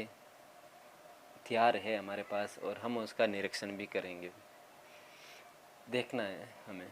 साथ साथ में हम ये कर सकते हैं, चाहे हमारे पास कितने भी काम हो, हम 1 घंटा उसमें निकाल सकते हैं। कुछ नहीं करना होता है, एक सफ़ेद पन्ना पकड़ो, एक सफ़ेद पन्ना पकड़ो और 4 लाइनें लिखो और दे आओ 10 रुपये। 10 रुपये बड़े नहीं हैं, ज़्यादा नहीं है, तो दे आओ 10 रुपये उनको और पकड़ा दो ये, और जाओ यार। निरीक्षण करना चाहिए यार। गांव में मैं तो इतने पढ़े लिखे नौजवान हैं जो अभी तो लॉकडाउन में बैठे ही हैं, तो उनको ये करना चाहिए यार। कई विभाग है अपने, पंचायत है, चिकित्सा विभाग है, शिक्षा विभाग है। गांव बहुत बड़ा है और विभाग भी काफ़ी सारे हैं, तो नरेगा की जानकारी है। तो आपको बस ये लिखना है, कुछ नहीं, एक 4 लाइनें हैं, 4 नहीं तो 8 लाइनें हैं और 10 रुपये चाहिए। तो अगर आप एक कोशिश करेंगे तो आपके पीछे एक और कोशिश होगी। और मैं तो कहता हूँ कोई आगे बढ़े, इनमें लिखने वाला हो, निरीक्षण करना है बस। और उसमें कुछ नहीं, आपको 1 घंटे के लिए तो फ्री है, आप कुछ भी फाइलें देख सकते हैं। आपको एक सहायक भी दिया जाएगा जो आपको समझाएगा कि ये है। नहीं समझाए तो भी कुछ ज़्यादा नहीं है, आपको बस जो चाहिए वो ले आओ, फ़ोटो कॉपी करवा के 2 रुपये प्रति कॉपी के हिसाब से। आप रखो उसको प्लेटफॉर्म पे सार्वजनिक, क्या क्या है, हो रहा है क्या नहीं हो रहा है। तो एक दिन में अब अगर मैं अकेला लगाऊं और फिर मेरे बाद में और लगाएं तो ये मज़ा अलग है। क्या मैंने लगाई तो मेरे पीछे 2 जनों ने और लगाई, 2 जनों ने और लगाई। वही कड़ी एक फ़िल्म है ना, जे ओ साय तक, उसमें एक जना किसी की मदद करता है तो वो कहता है कि क्या मैं तुम्हारा एहसान कैसे चुकाऊंगा। तो एहसान कैसे चुकाओगे, तो एक मंत्र है कि मैंने तुम्हारी मदद की, तुम 3 आगे की मदद करना, 3 आगे लोगों की मदद करना। तो फिर वो 3 आगे की करेगा तो वो उनकी मदद कोई और करेंगे तो वो 3 और आगे की करेंगे, इस तरह एक चेन बन जाएगी। तो ये चेन ही तो बनानी है, बस चेन ही बनानी है। एक आरटी लगाओ, 3 और लगाओ, उसके साथ और जो लोगों को जोड़ो और लोगों को जागरूक करो, तब वो भी अच्छे से काम करेंगे जो वहाँ काम करते हैं। चाहे किसी भी कार्यालय में हो, चाहे चिकित्सा हो, चाहे पंचायत हो। अगर सामूहिक रूप से कोई भी काम किया जाए तो उससे कोई दबा नहीं सकता है। अकेले में जब काम करते हैं तब आपको दबाया जा सकता है, दबाते भी हैं, इसके कई उदाहरण हैं। यहाँ तो यार कहाँ आरटीआई लगाते हैं लोग। कई मैं कई खबरें पढ़ता हूँ तो आरटीआई कार्यकर्ताओं की हत्या, बिहार जैसे, उत्तर प्रदेश जैसे ये इलाके ऐसे हैं कि यहाँ अकेला आदमी कोई ऐसा काम कर लेता तो उसका कत्लेआम ही कर देते हैं लोग। अधिकारी बहुत है उधर, माफिया लोग चलते हैं, लेकिन फिर भी लोग उठाते हैं लोगों के लिए। मैंने एक अभी पढ़ा था, मैं एक आरटीआई के एक्टिविस्ट हैं जो उनमें ग्रुप में हूँ, मैंने एक न्यूज़ पढ़ी थी तो एक आरटीआई कार्यकर्ता को ख़त्म कर दिया था। तो लगा मुझे उस टाइम के क्यों वो कर रहा था ऐसा। उसे बस अपना हक देखना चाहिए था, कहाँ ज़रूरत थी उसे पूरा जो भी उसका क्षेत्र था उस पे उसके हक के लिए लड़ने, क्योंकि लोग तुम्हारे साथ नहीं थे। लोगों को अपने फ़ायदे की चीज़ें चाहिए। अगर आज इसमें किसी का फ़ायदा होता मेरे साथ, अगर कैसे 1 2 जनों, 4 जनों, 10 जनों या किसी जाति विशेष या जिसको भी फ़ायदा होता तो वो मेरे साथ खड़े हो जाते। अभी चलते वहाँ बखेड़ा खड़ा करते, अरे ये क्यों नहीं लगाया इंजेक्शन, वो नहीं लगाया, लगाना चाहिए था। तो लोग अपने फ़ायदे के लिए करते हैं ऐसी चीज़ें। लाइव में तो एक दो जने ही हैं, ज़्यादा देख नहीं रहे। गणपति है, वैसे गणपति का भी है प्रोग्राम। तो टाइम क्या हो गया, 5:35 हो गई। तो इस बार 3-3 गणपति बैठाए गए हैं गांव में। चंदा भी खूब इकट्ठा हुआ है। हॉस्पिटल वाले एक समस्या बता रहे थे कि यार कुछ हेल्प करो, तो आप इस क्या आप ये कर रहे हो तो आप ये करो यार, कि जो मेन गेट है एक तो उसको ठीक करवाओ। मैंने कहा ठीक करवा दिया तो क्या होगा, आप इलाज तो करते ही नहीं हो, गेट ठीक करवा के क्या करोगे। ऐसी बात नहीं है, लेकिन गेट कोई ठीक करवाए, कोई भामासा हो या कोई चंदा वगैरह, जैसे गणपति में उगाई करते हैं चंदे की, तो ऐसी कोई उगाई हो वो तो हम भी कुछ मदद करेंगे आपकी। कुछ करो। मैंने कहा देखेंगे भाई, हमसे तो हम तो अपने अधिकारों के लिए लड़ रहे हैं। कोई अगर इसमें आगे कदम बढ़ाएगा तो हम उसके साथ हैं। तो उनकी ये रहती थी, गायें आ जाती है। मैंने आपको कल दिखाया था, तो गायें बैठी रही थी। मैं सफाई इनसे हो नहीं पाती है, क्या करेंगे दरवाज़ा लगा के। बाहर देखा वेटिंग हॉल, और वो एक तो वो हॉल ऐसे ही पड़ा था जिसमें आवाज़ तो सही आ रही होगी शायद तक, क्योंकि धीरे बोल रहा हूँ काफ़ी, तो हो सकता है कि आवाज़ कम आए। 5:36 हुई है।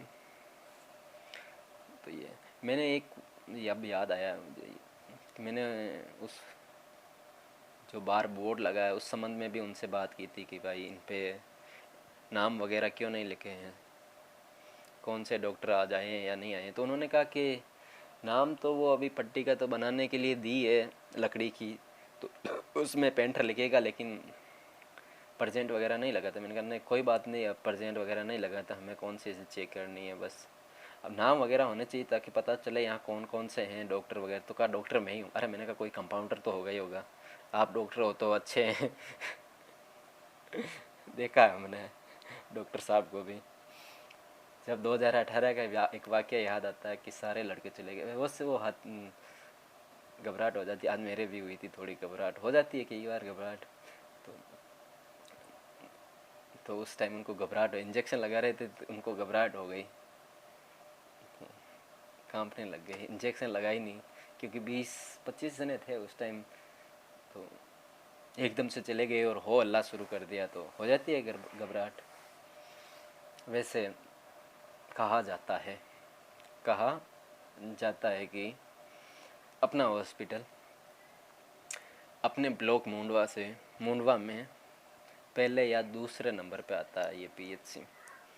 अच्छी बात है यार ये तो, कि पहले या दूसरे नंबर पे आता है, लेकिन सुविधाएं मिलनी चाहिए। बस नंबर चाहे 10वें नंबर पे भी आओ, कोई बात नहीं यार, लेकिन नॉर्मल फीवर है उसमें भी आप ऐसी वैसी बातें कर रहे हो, किसी पढ़े लिखे को भी यार आप लटका रहे हो, तो ये गलत बात है। तो आप सोचो यार अनपढ़ लोगों का क्या हाल होता होगा।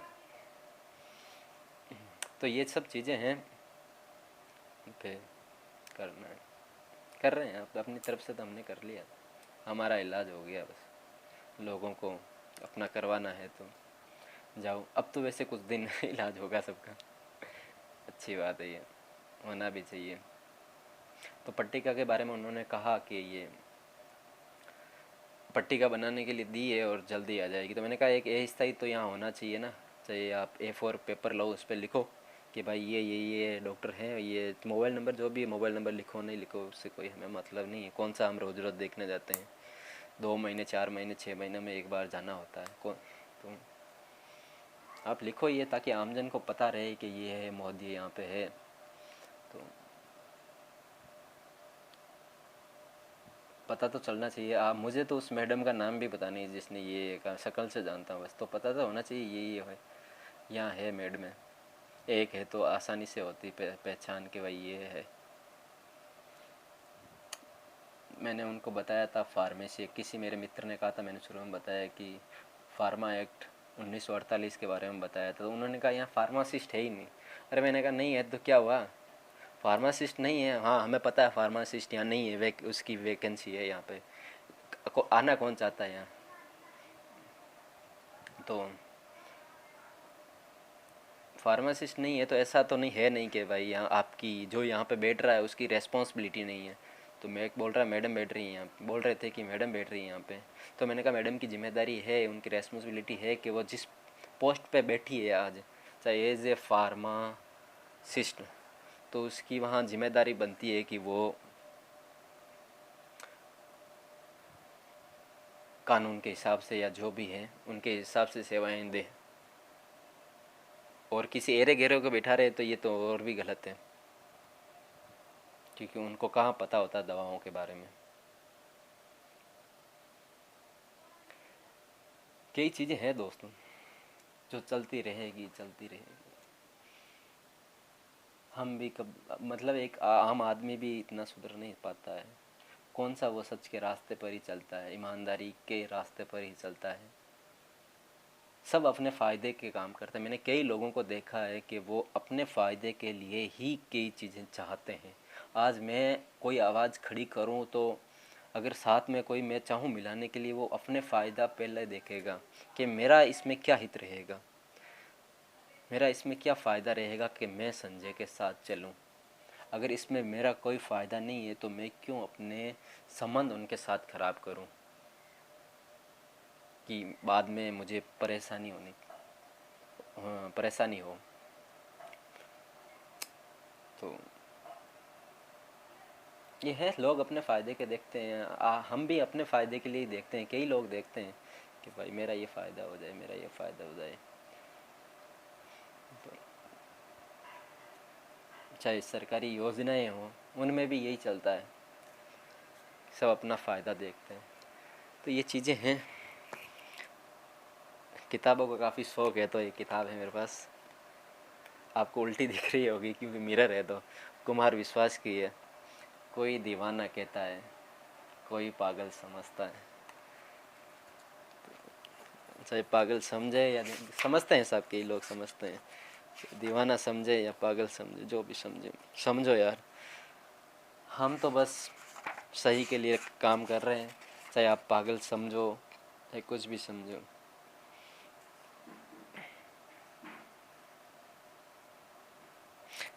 मैं आपको सुनाता हूँ उसकी कुछ लाइनें, अच्छी है। कुमार विश्वास बड़े शायर हैं। तो कि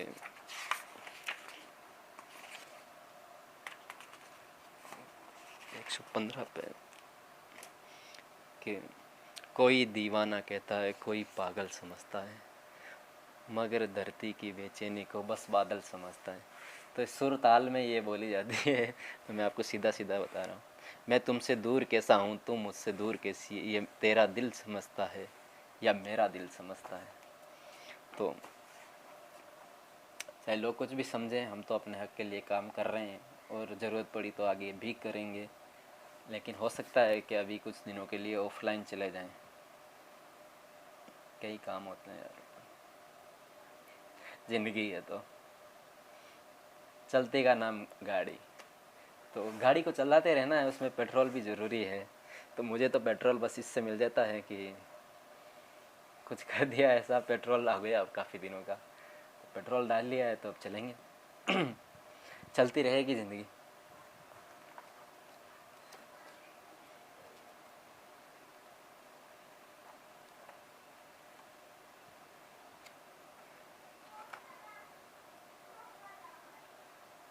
चाणक्य की नीति है कि जो ज्ञान देता है वही गुरु है, भले ही गुरु ने मात्र एक अक्षर ही ज्ञान के रूप में दिया हो। तो चाहे हिटलर हो चाहे चाणक्य हो, अच्छे लोगों का हमें हमेशा अनुसरण करो। राष्ट्रवाद की बात आती है तो राष्ट्रहित देखो, कुछ गलत लगे तो उसके खिलाफ बोलो यार। चाहे राशन वाला मामला हो, मैंने राशन का भी अभी एक हुआ था, मैं अगले जब भी लाइव आऊँगा तो उसमें बताऊँगा राशन वाला किस्सा। यार देखते ही देखते ऐसे हो गया, वो भी अपने अधिकारों का ही था। हमें दूसरों का नहीं देखा मैंने उस वक्त भी, क्योंकि मुझे ठेस लगी। तो मैंने सोचा दूसरों को भी ऐसा ही प्रतीत हो रहा है कि लगी है। तो कभी कभार चमचे ज़्यादा हो जाते हैं। मालिक तो कम बोलता है और चमचे ज़्यादा बोलने लग जाते हैं। पता नहीं उनको क्या मन में रहता है कि यार मैं ही हूँ यहाँ का head, chief of the head. Chief और हेड एक ही है, इंग्लिश कमज़ोर है बस ये समझ लेना। तो यहाँ का चीफ मैं ही हूँ, तो ऐसा समझते हैं वो लोग, होते चमचे ही हैं। ठीक है दोस्तों, फिर कभी लाइव रहेंगे। मैंने आज की घटना से आपको रूबरू करवा दिया है और हमें लगभग संतोषजनक जवाब मिला है उनसे, और देखेंगे कि आगे ऐसी परेशानी ना हो। और जहाँ तक आरटीआई का सवाल है तो वो हम उसको ड्राफ्ट में नहीं डाल रहे हैं, वो हम लगा रहे हैं। तो एक दिन फिर लाइव आऊँगा, तब क्या क्या हासिल हुआ आरटीआई लगाने से, या हुआ या जो भी नहीं हुआ, या क्या समझ में आया वहाँ का ऑफिस एनवायरनमेंट कैसा है, तो उस हिसाब से आपको बताएंगे। तब तक गणपति की आरती करते रहिए, वही विघ्न हरता है, सारे विघ्न हर लेंगे। आप ऐसे लफड़ों में ना पड़े, और कहीं हो गरीब का कहीं भला तो भला करते रहिए। क्योंकि वैसे मध्यम वर्ग को भी कई परेशानियाँ रहती है, लेकिन गरीबों को, जो निम्न स्तर के हैं या जो अदर कास्ट में भी कई लोग हैं, उनको परेशानियाँ रहती है, तो उनकी मदद करते रहिए। हमने तो इसके लिए एक फाउंडेशन बनाया था कि आज फाउंडेशन का पिछले महीने उसमें काफ़ी डोनेशन भी आया था, तो यूज़ हो रहा है उसका। कहीं कर रहे हैं कोशिश कि कुछ अच्छा हो उसके ज़रिए। दोस्तों ने सहयोग दिया था, कईयों ने 1100, 500 के, तो कईयों ने दिया है 100 भी कईयों ने दिया है। तो हमने गिने चुने लोगों को मैसेज किया था कि भाई आपको मदद करनी चाहिए थोड़ी सी इस फाउंडेशन में, ताकि हम आपके लिए कुछ कर सकें, या जो पिछड़े वर्ग है या जो पिछड़े दबे हुए लोग हैं, गरीब हैं, उनके लिए कुछ कर सकें। चाहे सामने हमें फ़ोटो खिंचाने का कोई शौक़ नहीं है, हम बस मदद। आप में मानवता इतनी होनी चाहिए कि भाई आप कुछ खा रहे हैं किसी रेस्टोरेंट के बाहर कहीं जाते हैं शहर में, तो ऐसा ना हो कि आपके सामने कोई हाथ फैलाए, अपने बच्चे को भेजे। तो उनके कहने से पहले आपके मन में वो दया भाव आ जाना चाहिए कि यार मैं अगर यहाँ अपने परिवार के किसी सदस्य को रख कर देखूँ कैसा लगेगा मुझे। और 5-10 रुपये से कोई अमीर नहीं बन जाता है, वो पैसे वाला नहीं बन जाता है। 5-10 रुपये, अगर आपका अभी आप मोबाइल देख रहे हैं तो आप उसमें रिचार्ज भी करवाते हैं, अगर वो टूट जाए तो आप उसकी रिपेयरिंग भी करवाते हैं, उसमें ख़राबी आ जाए तो उसको सॉल्व भी करते हैं, उसकी जो भी है परेशानी है उसको।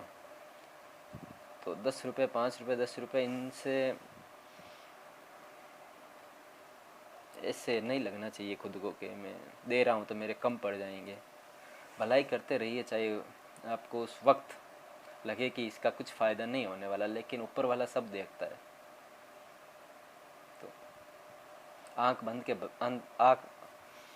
बंद करके भला करो।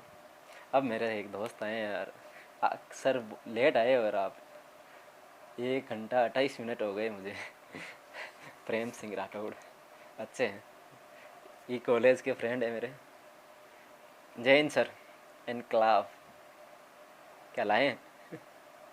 जिंदाबाद। तो मैं तो इस पे चलता हूँ कि मेरे यहाँ लिखे हुए हैं बहुत ऐसे क्वाड्स जो पीछे लिखा हुआ है। एक मेरा खुद का ही ये लिखा हुआ है कि दूसरों के बजाय अपने बारे में लिखना सबसे कठिन होता है, क्योंकि आप में कितने अच्छे और बुरे लक्षण ये दूसरों से बेहतर कोई बता नहीं सकता। आज मैं अपने बारे में लिखूं तो मैं नहीं लिख पाता मैं कैसा हूँ कैसा नहीं हूँ, लेकिन क्योंकि मेरे अंदर कई अच्छाइयाँ भी है, कई बुराइयाँ भी हैं, तो जब दूसरे लिखेंगे आपके बारे में तब वो अच्छाइयाँ भी लिखेंगे, बुराइयाँ भी लिखेंगे,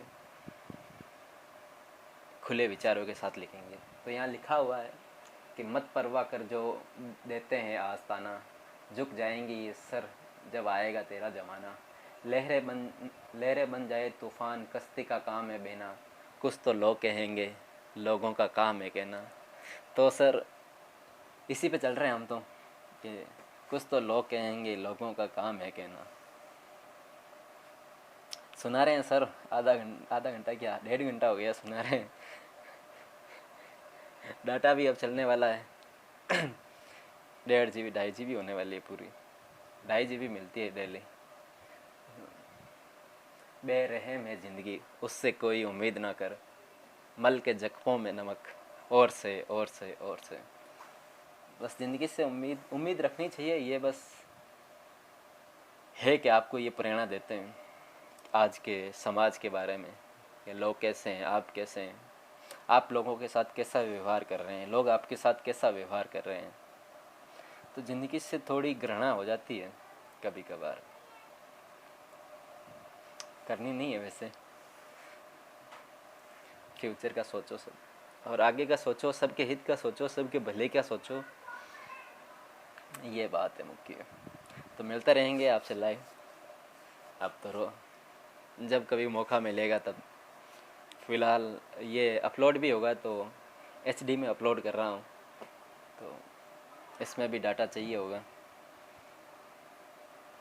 तो फिर मिलेंगे आपसे जल्द। तब तक जैसे वो सावधान इंडिया और क्राइम पेट्रोल में कहते हैं ना, तब तक अपना ख्याल रखते रहिए और इधर उधर निगाहें भी रखते रहिए। वो डराते हैं यार सावधान इंडिया वाले, तो बहुत ऐसी ऐसी स्टोरियाँ दिखाते हैं। एक तो अगर आप क्राइम करना नहीं चाहें तो भी वो आपको ऐसे ऐसे उदाहरण देंगे, ऐसी ऐसी ट्रिकें बताएंगे कि आप विवश हो जाएंगे कि करो यार थोड़ा बहुत।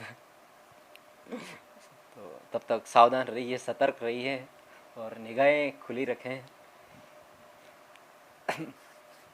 ठीक है दोस्तों, बाय, फिर मिलेंगे जल्द। आप सभी का शुक्रिया जुड़ने के लिए।